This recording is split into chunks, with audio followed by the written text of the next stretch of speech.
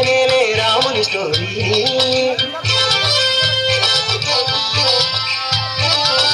దశరథరాజు కుమారసుడు సకల శాస్త్రాల కోవిదుడు, అష్ట విద్యలో పష్టతడు, మంచి గుణాలరిస్తతడు.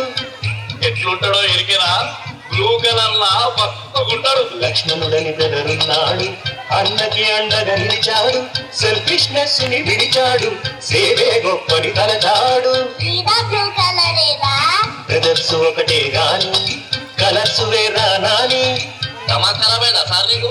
అన్నదమ్ములేమో ఒక్కటంటావు, రంగులేమో అలగలగంటావు. కథ మళ్ళీ చెప్పు సార్, దండం పెడతాం. సీతాదేవను వైపు ఉన్నది, రామునితోనే లైఫ్ అన్నది, ఆనెస్టీ తన వైనమన్నది, ఫారెస్టులకే పయనమైనది.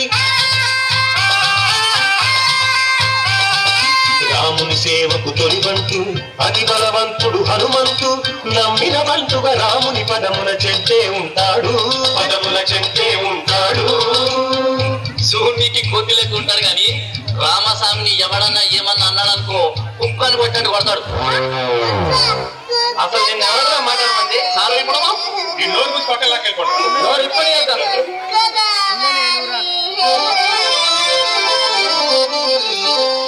అతల వితర సుతల తరాతల రసాతల పాతాళ లోకముల అవిక్రమ పరాక్రముండు, కురువంశోద్భవుండు, సుయోధనుండు.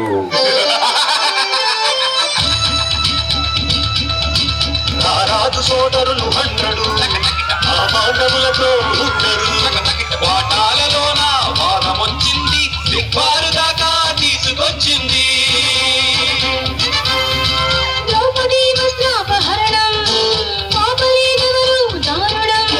పులిలాగా భీమన్న చంపించినాడు, బలశాలి కోపంతో కంపించినాడు. గద ఎత్తినాడు తొడగొట్టినాడు, గద ఎత్తినాడు తొడగొట్టినాడు, గద ఎత్తినాడు తొడగొట్టినాడు.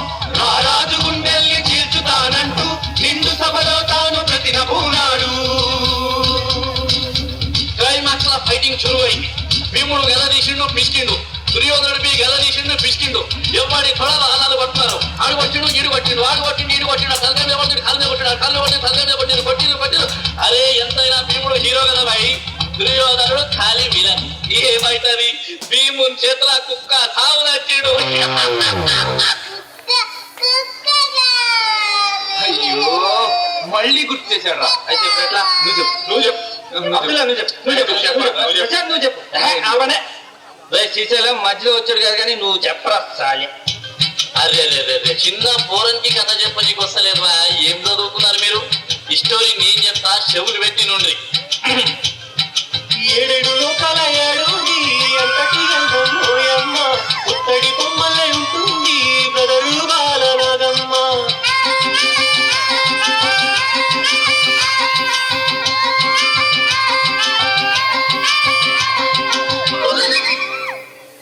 జంతర్ మంతర్ బోళీ చేసే మలాఖమాంతికుడు, ఆయన పకీరు వంచకుడు, అందరిలో నా సుందరి కోసం దూర్పిని వేశాడు, ఎన్నో ప్లానులు గీశాడు.